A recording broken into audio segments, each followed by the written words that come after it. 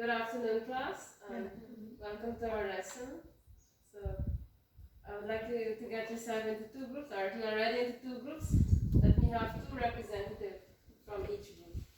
With me.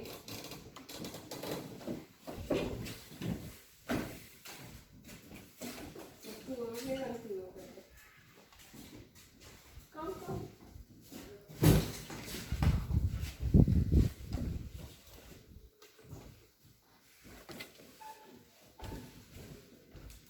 Alright, so here's what you're going to do. So, I have some names of plants and animals on those sticky notes there. Right, so what you're going to do is to place those organisms into the correct headings out there. Alright, so I'm going to give you 30 seconds to do that. Starting now. Let's see which group is going to finish first.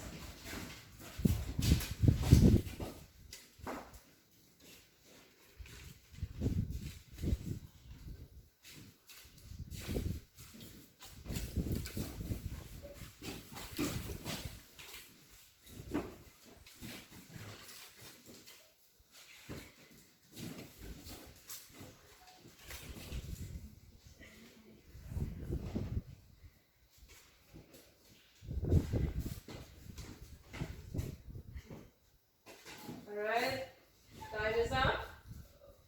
Okay, let's give them a hand. Thank you for your participation. Please sit. Thank you.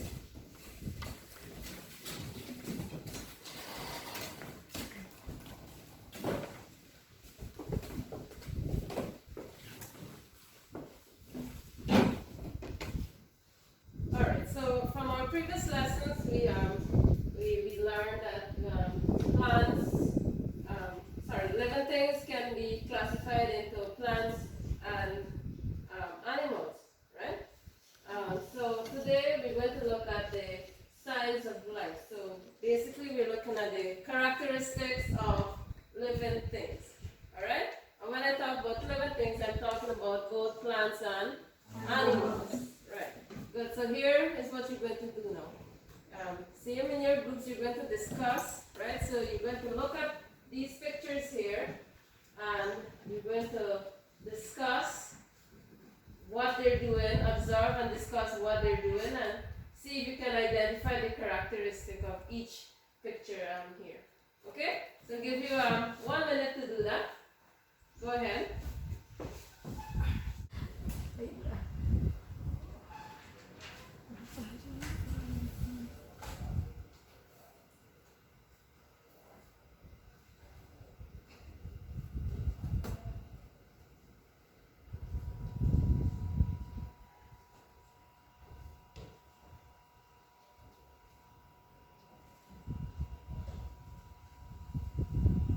Alright, so let's discuss quickly.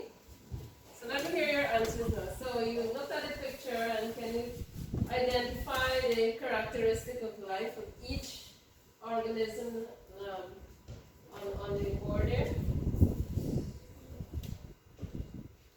Yes, let me hear you. So look at this lion. What is it doing? It's running, okay. And can you say what characteristic it is displaying there? Okay. So look at this here. What about this one here? What is it telling you? Okay. The other picture? Alright. The fourth picture here. There.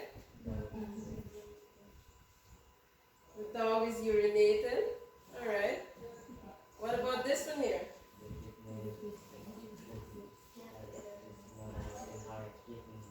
Alright. This picture here.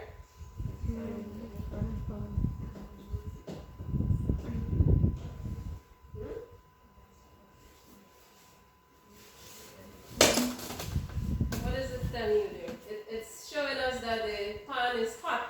Isn't that so? Yes. Right. What about this last one here? Someone is exercising. Alright, so let's look at each of now the characteristics of living organisms. Now we have, we can call them the life processes, or we can call them the features of living things. Alright? Now living organisms, they exhibit 7 characteristics of living things, right? So how many characteristics are there? 7. 7 characteristics, or we can say 7 life processes, 7 features of living organisms. Okay? So the first one is movement. Now what is movement? Now all living things, they display movement. Alright? So living organisms have the ability to move their entire body or parts of their body. For example, if I walk, I move my entire body, right? If I dance, I use my entire body, right? Now there are organisms that move only parts of their body. For example, the sea anemone, right? It only moves some of its parts. Okay? So now have a look at the picture here. Now the lion, which is running, right? It's moving its entire body, isn't that so? Yes. Good. Now when they move, they also change their position and their location. Okay, so let's say we have an organism at point A, alright?